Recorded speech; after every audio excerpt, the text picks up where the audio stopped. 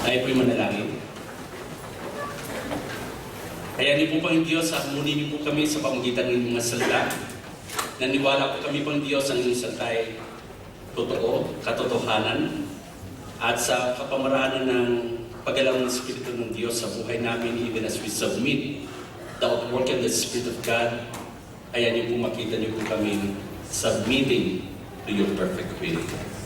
Father, we thank you for this privilege that we can listen to your word and let your servants take it to heart.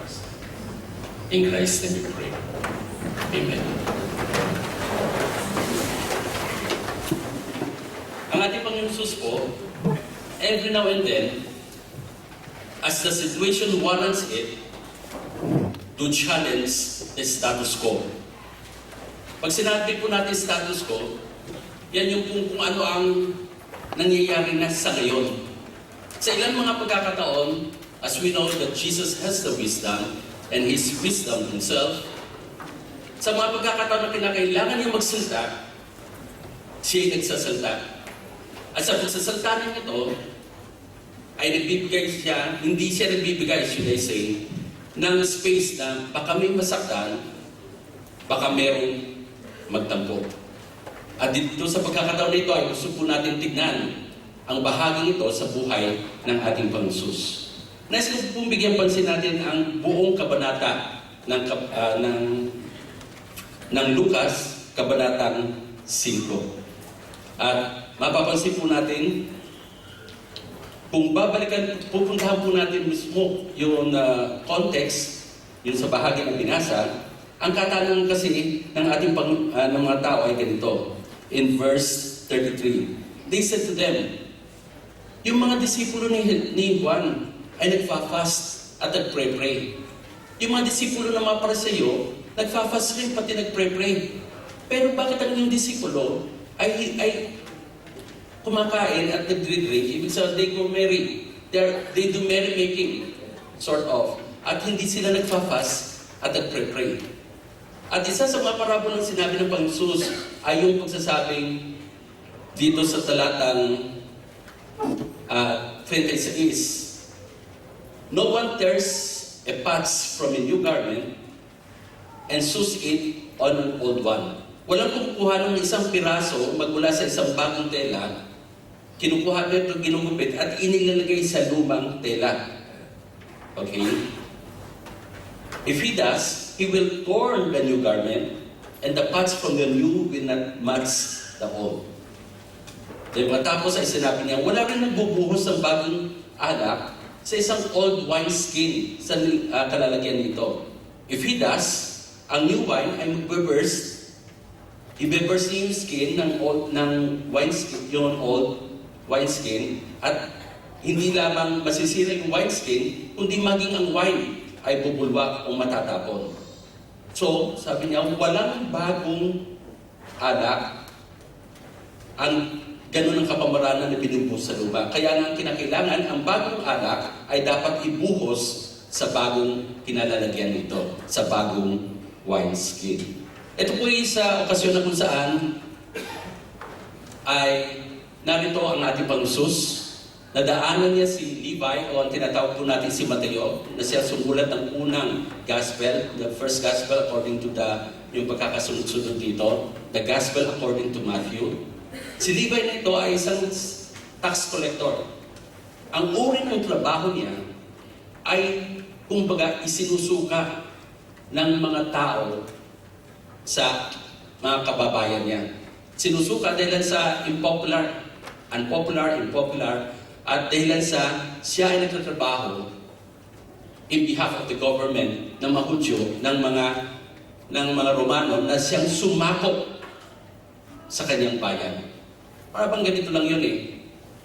Kung tayo nabubuhay sa panahon ng Hapon, at isa kayo sa empleyado ng gobyerno na puppet government na humahawak ay Hapon, yung kapwa Pilipino, iba ang tingin sa mga taong ganoon. Kumbaga, makapili, mga tuta, so to speak, sa lingwaheng kalye, na makikita po natin dito na unpopular talaga si Levi. Ngunit sa isang kadahilanan, si Jesus ay tinawag siya. At mapapansin po natin ito sa isang bahagi ng talata na kung saan, sa verse 27, after this, Jesus went out and saw a tax collector by the name of Levi sitting at his tax booth. "Follow me," Jesus said to him. And Levi got up, left everything, and followed him. Makikita po natin sa talatang ito na si Mateo o si Levi ay sumunod sa panawagan ni Kristo. Iniwanan niyang lahat at siya'y sumunod kay Kristo. Ito po isang tunay na conversion, isang tunay na pagkakilala, isang kapahayagan na siya'y nag-repent ng kanyang kasalanan at siya'y sumunod kay Kristo. Kung titignan po natin, dahilan doon sa kanyang ginawa, naranasan niya yung salvation magmula kay Kristo. Sa kanyang katawaan, walang mapaglagyan ng kasiyahan sa kanyang puso. Sa isang bagong karanasan na nagkaroon siya, na siya'y tinanggap ni Kristo, so to speak, na siya'y nagkaroon ng bagong buhay. At dito sa karanasan ito, ayaw niyang itago sa kanyang sarili. Ang ginawa niya, gumawa siya ng isang biging, gumawa siya ng isang handaan sa kanyang bahay. At doon ay tinipon niya ang kanyang mga kaibigan, tax collectors, at naroon rin ng ilang mga Pariseo, naroon rin ng mga tinatawag nilang mga sinners so-called, na kinikilala ng iba, religious leaders ng mga sinners, at sama sila, nagbibigay, nagsasaya, dahilan sa salvation, so to speak, na naranasan ni Matthew. Yun ang karanasan niya. At dito ay makikita natin, dito pumasok yung pagtatanong. Pero bago pa mangyari ito, ay gusto ko pong ipakita sa inyo na meron pang unang mga nangyari na nag-build up. Ito isang pagkakataon, kung mapapansin po natin sa talatang 12, meron po isang lalaki na meron ketong. At ang sabi ng ketong nito, kung gugustuhin niyo, Panginoon, ako'y mapapagaling niyo. At sabi ng Panginoon, gumaling ka. At siya'y gumaling. In the Old Testament, ang kasalanan ay kinocompare sa leprosy. Ang isang taong may ketong ay iniwasan ng karaniwang tao. At ang ketong ay kinakailangan, ayon sa Mosaiklo, na kinakailangan siya sa bigaw ilang metro pa lamang na unclean. Upang sa ganon, hindi siya lapitan, hindi siya kausapin, upang hindi sila mahawa at maging ceremonially unclean. So ito po inahalin tulad sa kasalanan. Then sumunod na pagkakataon, ay gumawa ulit siya ng isang miracle. Narito ang 4 na magkakaibigan. Nais po nila ng kailang kaibigan na paralyzed ay magkaroon ng makasumpong ng kagalingan mula sa Panginoon. Pero punong-puno yung bahay na kung saan ang ating puso ay naroon. Kumbaga hindi mahulugang karayom. At andun din ang mga Pariseo. Ang mga Pariseo nandun dahil sa naghihintay lamang sila kung anong sasabihin ni Jesus. Nais silang bitagin si Jesus. At kung ano man sasabihin nila na sa pagkaramdam nila ay mali, doon nila ipapakita at ipapahayag yung sa karamihan. So sa madaling salita, dahil sa hindi mahulugang karayom yung lugar na iyon at kung saan tuturo ang ating Panginoon, itong 4 na magkaibigan ay dinalaan sa taas. At doon sa may bubungan, which is a flat one, ay umuka sila upang dahan-dahan nilang maibaba yung kailangan kaibigang na paralyzed. Pansinin po natin ang sinabi ng ating Panginoon sa talatang 20. Ang pagkaka-describe dito sa incident ito, when Jesus saw their faith, na makita ng ating Panginoon ang pananampalataya ng 4 na kaibigan na ito, He said, "Friend, your sins are forgiven." Kaibigan, pausap niyo yung taong nakahiga, ang iyong kasalanan ay napatawad. Ito na pagkakataon para sa mga Pariseo. Ito isang pangungusog. Sino ba pwede magpatawad kung di Diyos lamang? Ano ba sinasabi ni Jesus na ito? Siya ba'y Diyos? Sa loob ng kanilang mga puso ay pinakausap nila ang mga sarili nila. Ang pagbabanta at ang pagsasabi na si Jesus ay nagsasabi ng isang uri ng blasphemy ay gayon na lamang. Kaya nga sabi ng Panginoon, "Why are you thinking these things in your hearts?" So sa madaling salita, ay pinakita ng Panginoon Jesus na siya'y mayroong karapatan magpatawad dahil sa siya'y Diyos. Na siya'y mayroong karapatan at mayroong pamamaraan upang mapagaling ang isang leprous person o isang leper sa pamamagitan lamang ng salita dahil yan sa siya'y Diyos. Sa dalawang bagay nito ay hindi matanggap ng mga Pariseo na ito isang bagong katuruan. Isang bagong katuruan. Ang isang leprosy o isang leper ay kinakailangan iwasan. Pero narito si Jesus, may kapangyarihan na magpagaling. Ang Diyos lamang nagpapatawad. Pero narito si Jesus, nag-declare ng pagpapatawad sa isang taong may sakit na obviously, ang sakit niya ay konektado sa kasalanan niya o bunga ng kanyang kasalanan. So makikita po natin, He is challenging the mindset of the people. Lalo tigit yung mga nasa authority. Lalo tigit yung mga authorities. Lalo tigit yung mga taong nasa religious system na binubuo ng mga Pariseo ng mga eskriba nang patiwarin nila si Jesus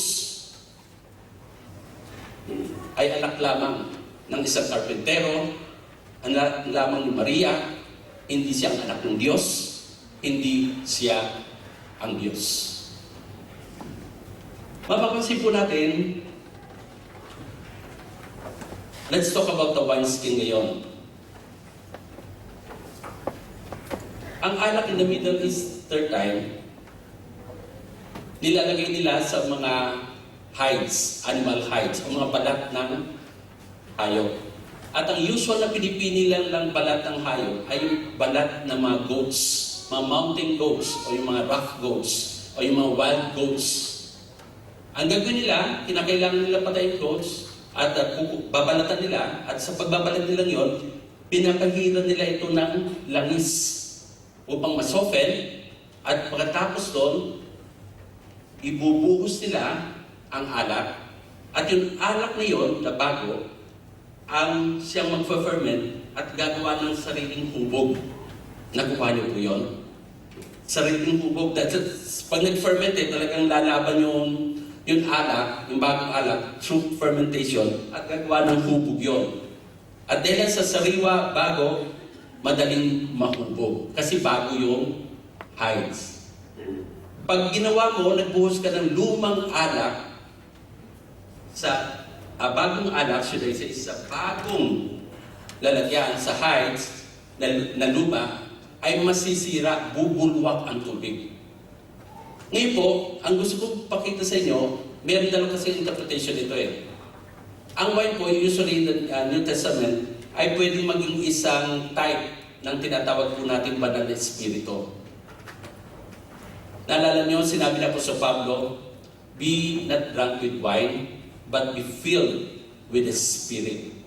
Ang isang taong napuspos ng Espiritu ng alak, siya ay nasa-impluensya, kapangyarihan ng alak. Pagsasalta niya, magalaw niya, pag-iisip niya, kontrolado ng alak.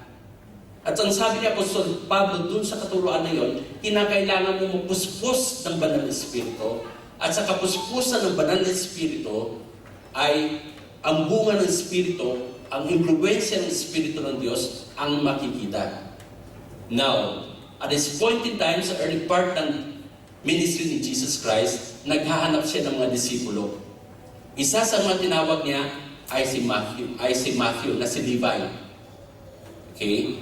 At kung titignan po natin, sa unang bahagi ng Kabanatang 5, mapapansin natin dito sa verse 9, sabi niya, for he and all his companions were astonished at the catch of fish they had taken, and so were James and John, the sons of Zebedee, Simon's partners. Ito yung pagkakataon na sinabi ng Panginoon Jesus, itapon mo sa ganitong bahagi. Kagabi pa, ginawa na namin, buong magdabag, wala kami mahuli. Gawin mo, sabi ng Panginoon kay Simon Peter. Ginawa niya, nagulat siya dahil sa ang dami ng hinilang niyang lambat. Then afterwards, ay makikita po natin na kasama po dito ang dalawa. Tama po? Si James, pati si John, mga partners po ni Simon. Itong tatlong ito, ang mga unang disipulo ni Kristo, ang sabi ng salita ng Diyos, magpapatuloy tayo sa ikalawang bahagi ng verse 10. Then Jesus said to Simon, "Don't be afraid. From now on, you will catch men." Ibig sabihin, iwanan niyo ang pangingisda niyo, at mula ngayon, pinili ko kayo, tinawag ko kayo, upang kayo ang magkakas kayo ng spiritual nets upang humuli ng tao. Pansinin niyo, si Jesus, nang siya naghanap ng magiging mga disipulo niya, nabibigyan niya ng bagong katuruan because ang sabi ng salita ng Diyos in John, ang batas o ang kautusan ay dumating sa pamagitan ni Moses, ngunit ang biyaya at katotohanan ay dumating sa pamamagitan ni Kristo. Kung sa lumang tipan, kautusan, nagbigay ng 10 kautusan ng Panginoon na dapat sundin, makikita naman natin dito nang dumating si Jesus, biyaya at katotohanan ang dala-dala niya. So, ang gusto ko pong ipakita po dito, ang katotohanan na si Jesus, nang pumili siya ng mga disipulo, He bypassed the temple. He bypassed the palace. Dumako siya sa wilderness upang humuli ng mga karaniwang tao. So to speak, tatawagin niya mga disipulo. Sino man ito? Mga ordinary fishermen. Bakit po? Kasi yung katotohanan na daladala niya, yung grace na daladala niya, hindi kayang tanggapin ng mga Pariseo na nakatira sa templo. Ang mga tao nakatira sa templo, there was a time nang sila ay doon sa Exodus pa lamang at binigay ang 10 kautusan, andun ang kanilang pagnanais sa sundin ang kalooban ng Diyos sa pamamagitan ng 10 kautusan. Nagsimula ng tama, pero dahan-dahan nag-degrade. Ang nangyari, hindi lamang 10 kautusan ang inaasahan nilang susundin ng mga tao, kundi mga dagdag na mga kautusan na idinagdag nila doon sa 10 kautusan. Fasting and all these things. At hindi sila handa upang tanggapin ang isang bagong katuruan. Ng katuruan na ito ay hindi bago in that sense. Then in the book of Genesis, sa ikalawang kabanata, ay sinabi doon na kung saan aapakan ng anak ng babae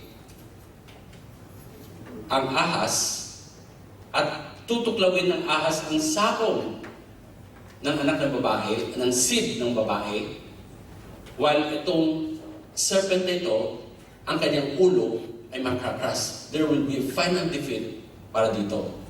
Nang ibig sabihin, darating ang araw, magpapadala ang Panginoon Diyos ng Savior. Alam ng Diyos, hindi masusunod ng tao sa kanyang katauhan ang 10 kautusan. When in fact, ang sabi ni Apostol Pablo, ito isang mirror upang makita natin kawalan para tayo ay dalhin ng tutor natin kay Kristo. No, kay Kristo. Pero hindi pa dumadating si Kristo. So ang ginawa ng Panginoon, ng Diyos Ama ay nag-offer siya ng sinasawag na sacrificial system. Ito ang gagawin. Sabihin mo, Moses, sa lahat ng bayan ko, na kapag sila'y nagkaasala, ang kapamaraanan upang sila'y mapatawad, ay mag-alay ng hain. Kaya may system na binigay. Pero itong system na ito is not the finality. Dahil lang sa God is looking forward na darating ang araw, hindi na kinakailangan ng mga tao na pumunta pa sa templo upang maghain, dahil lang sa meron siyang ipapadalang final na lamb. Walang iba kundi si Jesus. Kaya nga nang si John the Baptist, who is the last prophet of the Old Testament, although nag-exist siya, nabuhay siya in the New Testament, in that sense, sa panahon ni Jesus Christ, anong sabi niya? Behold the Lamb of God that taketh away the sin of men. Ito na. Ito na ang kordero ng Diyos. Kung noong unang kapanahunan ay itong utos ng Diyos, yun ay pansamantala lamang dahil sa darating ang panahon sa nakatakdang panahon nang magpapadala siya, walang iba kundi ang kanyang anak, upang siya ang siyang mamatay sa krus para sa kabayaran ng kasalanan ng lahat ng tao.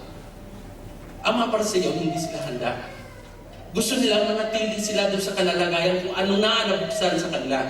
Sa katotohanan, hindi yung mga karagdagan na ginawa nila ay hindi yun mga bigay ng Diyos. Mga pabigat na ninanais nila na ang lahat ng mga Hudyo ay sumunod, pero sila mismo, ni katiting na daliri nila, hindi nila kayang dalhin yung mga utusan na yun. Ceremonial laws ang sinasabi ko. So mapapansin po natin ngayon, Jesus Christ is bringing a new teaching. Ang mga Pariseo, hindi sila handa. Bakit? Sila yung old wineskin. Hindi kayang tanggapin ang bagong kautusan, hindi makita kung anong pwesto meron na makita nila na supersede ng old covenant with the new covenant. It's now not the circumcision of the flesh, but the circumcision of the heart. It's not a priest, but the priesthood of everyone who are believers in Christ. Itong mga katuruan na ito, kumbaga, itong status quo eh. Bakit mo bubulagbugin? Hindi mo dapat bulagbugin. Pero itong status quo ito ay hindi tama. As far as kung ano ang kalooban ng Diyos. Kaya sina-challenge ni Jesus Christ. Pansinin niyo mga kapatid, bagamat sinasabi natin, mayroong mga old wineskin na ang old wineskin hindi pwedeng buhusan ng bago dahil sasabog ito pag nag-ferment ng new wine in the process, at meron kasi siyang hulma at masisira, mababata ng todo-todo. May unawa natin, merong ilan mga tao who believe in the old way, who became believers in Christ. Narito po si Apollos. Si Apollos po is mighty in word. Ang serious niya sa pagpapahayag ng salita ng Diyos ay gayon na lamang. But he doesn't know the new way that was opening. At kinakailangan ng Diyos sa gamitin si Aquila, pati yung asawa niya, upang imbitahin itong si Apollos dalhin sa bahay at ipakita yung gospel sa kanya, ipaalam sa kanya ang bagong kapamaraan pa ng Diyos na nag-supersede dun sa lumang kapamaraanan. At dahil nagsabi siya ay humble, tinanggap niya ito, ginamit ang Diyos mightily further si Apollos. Sabi natin ang mga Pariseo, hindi sila handa. Bagamat ang kalakhan ng mga Pariseo ay hindi handa, mayroong ilang handa. Nasa paniniwala nila hindi sa pag-observe ng law, kundi sa pamagitan ng repentance. Walang iba ito kundi si Saul o si Pablo. Anong description ni Saul sa kanya? A Pharisee of the Pharisees. Sa lahat ng mga Pariseo, ako na ang pinaka sa mga Pariseo. Yun ang pagsasabi niya. Pagpapaliwanag niya, pag-describe niya sa sarili niya. And yet, doon sa natatanging araw na yun, doon sa lugar na yun, in the road of Damascus, the resurrected Christ, nagpakita sa kanya, nangusap sa kanya, and he repented. And though he is a Pharisee of the old system, nagkaroon siya ng humility, tinanggap niya ang bagong kapamaraanan, at ginamit siya ng Pang-Diyos mightily to be the apostle sa mga Gentiles. Narito pa rin ang isang Pariseo, si Nicodemus. Sikreto niyang pinuntahan ng Panginoon. Hindi natin alam kung anong nangyari pagkatapos po niya sa John chapter 3. Pero sinabi sa bandang huli, sa last part ng bangkay ng ating Panginoon, kasama siya ni Joseph of Arimathea, may lakas ng loob siya, ipaalam niya na siya ay of the new way na ngayon. With Joseph of Arimathea, hiningi nila ang bangkay ng ating Panginoon upang yung final ceremony ay bibigay sa kanya. So ano pong ibig kong ipakita dito? New wine, dapat new wine skin. But not necessarily, pero gusto ko rin ipakita, totoo yung sinabi ng ating Panginoon obviously, pero kita natin na merong because of God's grace, despite they are of the new, old wineskin sila, they are willing to receive the new wineskin, the new wine, by becoming new wineskin. Nangailangan na pang Diyos ng mga disipulo. Nangailangan ng Panginoon Jesus. Pinili niya ang mga ordinaryong mga fishermen. Binaypas niya ang temple, binaypas niya ang palace, binaypas niya ang mga princess, binaypas na rin ang mga priest. Because naghanap siya ng mga taong kaya niyang ihulma. At nakahandang tanggapin ang katotohanan. At dito po ay maunawaan po natin ang ilang katotohanan. Ang iglesia po ay nagpapatuloy sa biyaya ng Panginoon. Kung anong pinasimulan ng paniniwala na nanatili ang bagong Christian Fellowship sa ganung paniniwala. Naniwala po tayo doon sa, kung titignan po muna natin before that, ay papansinin po natin yung gospel. Sa 1 Corinthians chapter 15, verse 3, ang sabi niya po sa Pablo, "For what I received, I pass on to you as of first importance, that Christ died for our sins according to the Scriptures, that He was buried, that He was raised on the third." Ito po yung ebanghelyo. Ito yung pong ebanghelyo ang mensahe ng ebanghelyo ay ito, na si Kristo ang namatay para sa ating kasalanan. Siya'y inilibing, at matapos noon sa ikatlong araw, siya'y nabuhay na muli. Itong pinaniwalaan ng Bagong Christian Fellowship, na pinaniwalaan ng mga unang iglesia, at yan ang patuloy na pinaniniwalaan po natin. Sabi nga ni Apostol Pablo, at dito po ay pinanghawakan rin po natin, kung baga ay sinecheck rin natin ang mga sarili natin, kasi sabi ni Apostol Pablo, sabi niya sa mga taga-Galacia, alam niyo, nagugulat ako sa inyo, para kayong, bakit ang bilis-bilis niyong mag-desert o iwanan siya na tumawag sa inyo sa pamamagitan ng biyaya ni Kristo. At kayo nag-turn sa isang panibagong o sa ibang gospel, which is really no gospel at all. At pagkatapos ang sabi niya, even if we or an angel from heaven should preach a gospel other than the one we preach to you, let him be eternally condemned. Let him be accursed. Siya sumpain. Maging ako, sabi ni Apostol Pablo, o sino man anghel na nanggaling sa langit ay mag-preach ng gospel na kaiba sa kung ano itinuro na, ay let him be accursed. So makikita natin dito na sinasabi ni Apostol Pablo, do not desert. Huwag niyong iwanan kung ano yung ebanghelyo ibinigay sa atin ng sinauna. Dahil nasa yun ang totoo, na si Kristo yung namatay para sa atin, sa ating kasalanan, inilibing at nabuhay na muli. Tayo naman po ay nanatili po tayo sa ganoon. At nanatili po rin tayo ito sa Great Commission. Ang sabi sa Great Commission, love the Lord your God with all your heart and with all your soul and with all your mind. Pagkatapos nun ay sinabi niya rin, love your neighbor as yourself. Then pagkatapos ay sinabi ng Panginoong Jesus, ibig sabihin hindi niya i-abrogate yung 10 Commandments. Pero ang kapamaraanan kung paano mapufulfill ito, yun ang tinutuwid niya. Hindi sa pamamagitan ng gawa, kundi sa pamamagitan ng ginawa ni Kristo sa bundok ng Kalbaryo, na kung saan siya namatay.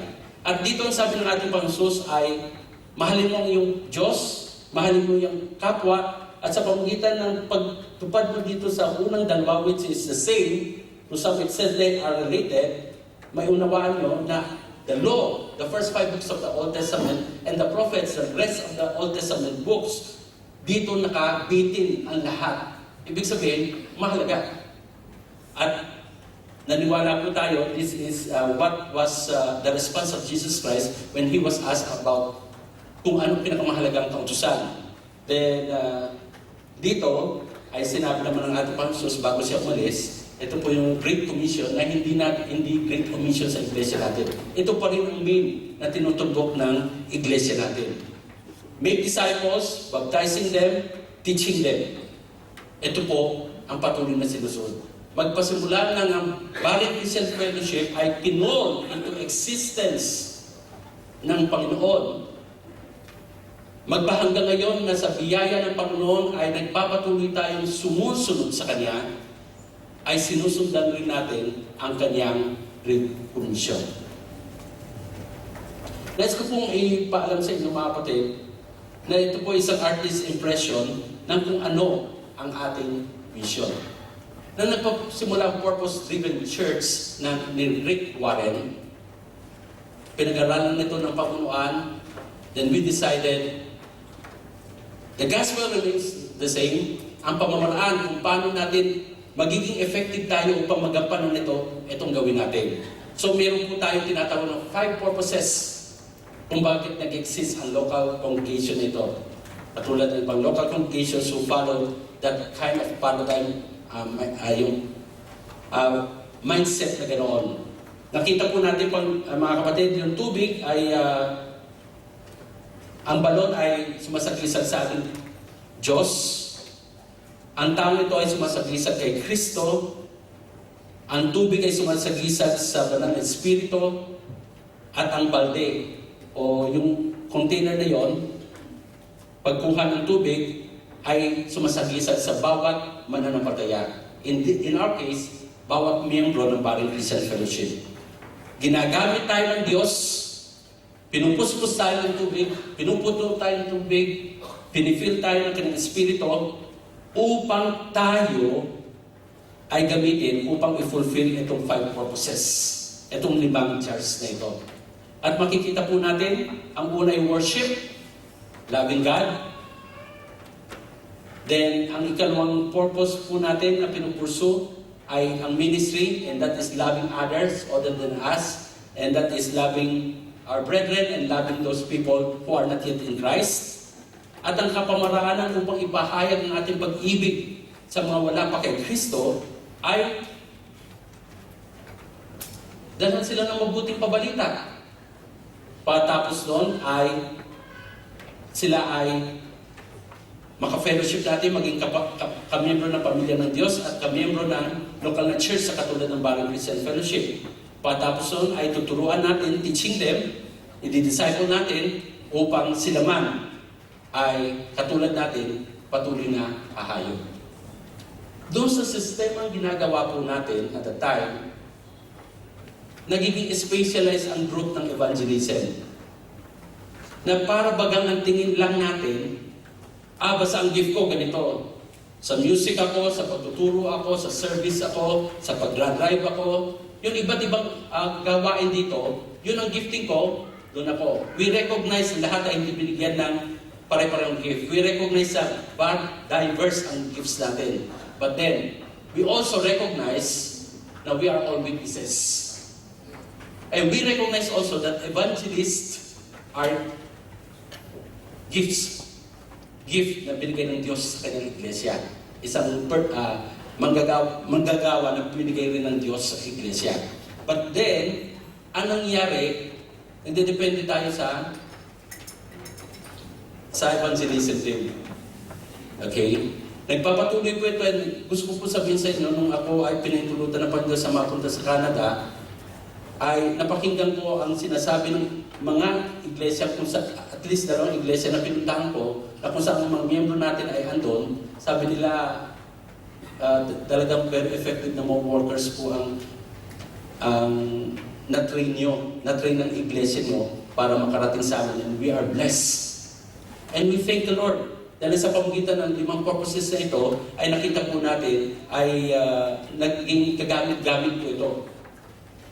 But then, unawain po natin na meron po, ito pong idea ng new wine and new wine skin ay pwede rin dalhin ito, i-transfer ito sa isang kaunawaan na yung mga structure na ginagamit natin.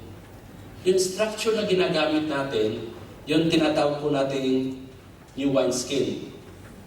Sa isang pamamaraan, pwede natin sabihin na ito yung tao, pwede rin sabihin natin mga ideya, mga tradisyon. Karaniwan po kasi nababanggit po natin, dito ako nakakilala, dito rin ako mamamatay. Di ba meron tayong napapakinggan na gano'n, na manatili tayo sa tradisyon. Now, religious tradition is not the proper measure for one's spirituality. Ang spirituality ng isang tao, ng isang mananampalataya, ay hindi nagdedepende sa pagsunod niya sa tradisyon ng tao. Ang mga parseyo, ganun ang pangunawa nila. Now, unawain po natin, traditions are good as long as they help the people in reaching people for Christ and living for Him. Ano ibig po sabihin? Yung struktura po natin, 5 purposes, mananatili. Pero yung class,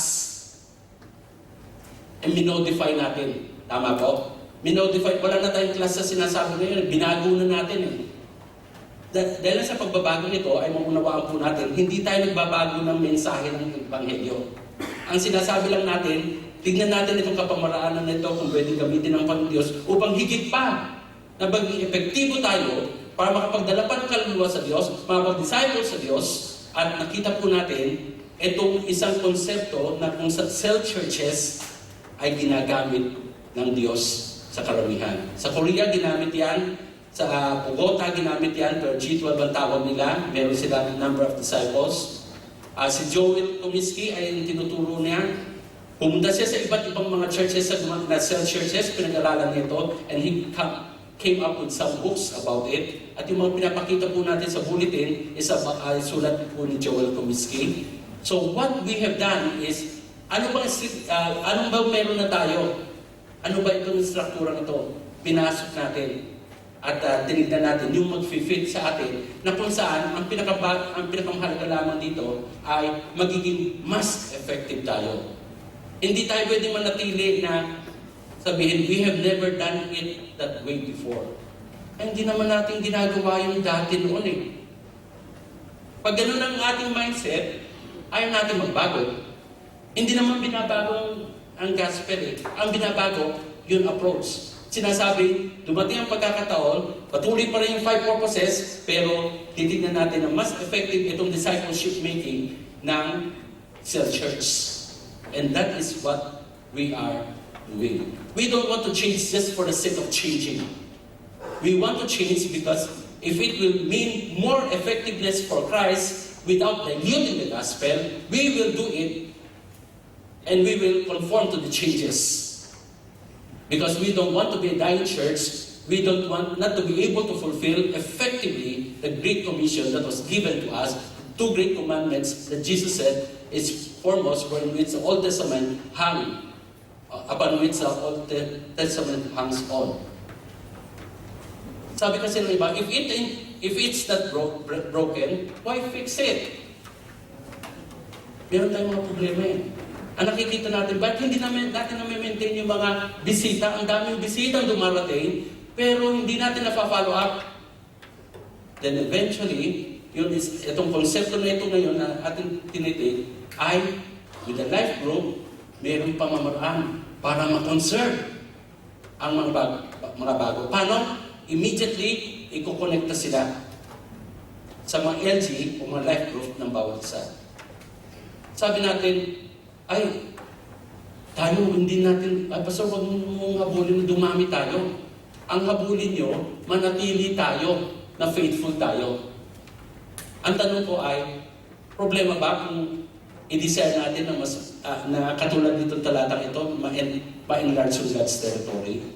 Bakit inilista ni Dr. Luke ang iba't ibang sizes o numbers sa mga disciples as times pass by at binilang niya, obviously hanggang sa dumating ang pagkakataon, hindi na niya mabilang ang dami ng mga mananampalataya.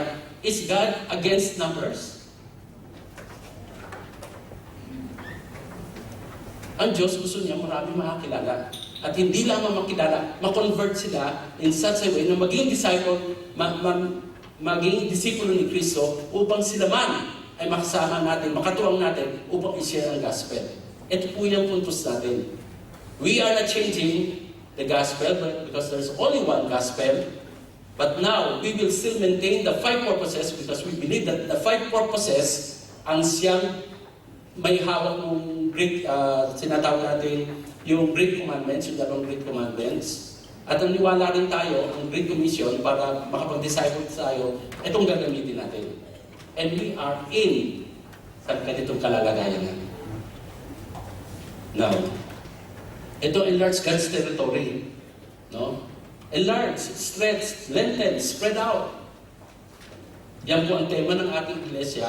Hindi tayo magiging submarine church. Hindi tayo magiging church sa puno ng ministry, pero ang ministry natin nasa loob lang. Because loob at labas dapat ay maging effective po tayo. We say we have to launch out into the deep, and this is our anniversary na theme for this year. So ang ginagawa po natin, we win, then we consolidate, we disciple, then we send. And the 5 purposes, nakadistribute rin dyan. Nakadistribute rin dyan. No? Yung win, evangelism yun. Yung discipleship yun. Yung consolidate, fellowship yun eh. Pero all in all, all in all, it's worship. We are doing this for God. We are doing this for His kingdom. Lahat tayo, somehow, in one point sa history ng Body Christian Fellowship, aalis rin tayo. Lilisan rin tayo dito. Pero yung mga maiiwan, yung mga magpapatuloy, yung susunod na henerasyon, yung susunod pang makakilala dahil sa naihanda na natin. Na pag-alis natin, mayroong mga susunod at magpapatuloy at mag-exist at magpapatuloy ng gospel. So meron po tayong tinatawag na pre-BBR. Yung class, meron tayong mga kinuha sa class na pinasok natin sa pre-BBR as a one-to-one. Pre-BBR before the Breaking Barrier Retreat, then post after BBR, meron po, then Soul 1 to 4 pala, hindi 1 to 3, 1 to 4, the School of Leaders, then School of Teachers. Yung School of Teachers, hindi na natin kukunin yun sa iba, kundi yung SOM na natin, yun ang magiging School of Teachers. So ang katanungan mga kapatid, maliban sa mga bagong palaman dito, ay asa na po kayo dito? Actually, yung mga bago dito, we encourage you to be in the pre-BBR na po. But at the end of the day, we want to see each one na nagagampanan natin yung Great Commission. At magiging responsibility ng pamunuan ng iglesia na makita ang bawat mananampalaya ay may pagmamahal ng susundin ang Great Commission kasi it matters. Pag hindi natin sinunod ang Great Commission, pag hindi tayo naging bahagi ng winning or ng consolidating o ng discipleship, then somehow, we are disobedient. And we don't want anyone to be disobedient.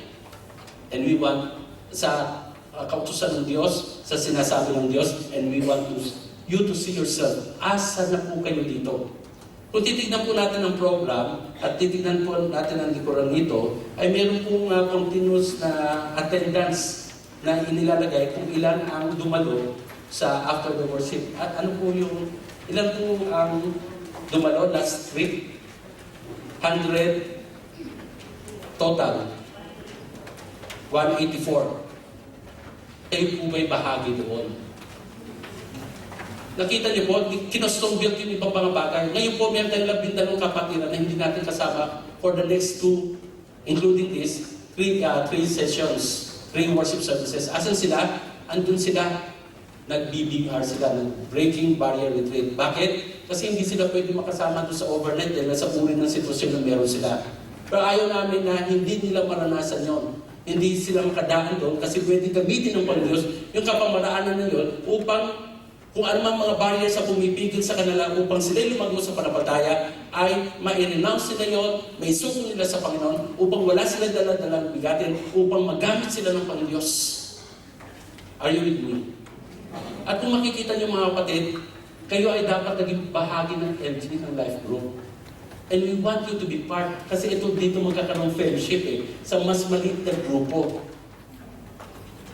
Mga kapatid, Ang Baring Christian Fellowship ay ninanais ng pamunuan na patuloy na maging instrumento ng Diyos sa kanyang kamay upang kayo ay mahubog, na tayo ay mahubog. At ang kapamarang ito, nakikita po natin because we will be encouraging everyone na sa smaller group na ito, encouraging tayo na mag-handle rin ng mga groups as God will allow. So, nakikita po namin na ito ay isang pamamaraan para ang discipleship making ay maganap. Ang tanong ay, noon hubang nakaraan ay wala akong discipleship? Meron po. Marami na disciple. Ang nangyari lamang, ang discipleship na gusto natin makita ay ma-disciple natin para ma-send natin so that they will win also. Yun ang kulang natin. At gusto po natin makita yon because we were called to go. We were called to fulfill the Great Commission. Mga kapatid, at sa mga intending members ng iglesia nito, we want you to join in that great endeavor na patuloy na pagpapalawak ng kaharian ng Diyos. We are called, we are all called upang maging witnesses, upang magbinang soul sa kapamaran ng ihalang ng Diyos. So we want you, if you are not yet enrolled, kung kayo yung mga bagong palabang, wala pa kayong pre-BPR, po kayo, makipag-usap po kayo sa mga pastors o sa mga life group, sa mga pastors as you will know more of the pastors o yung mga kaibigan yung nagdala sa inyo dito para malaman nyo kung paano kayo makakasabay, sasama sa isang malaking gawa nito na kung saan pinangungad natin ang kaharian ng Diyos. We want you to be part of this great endeavor. Tayo bring mo nila.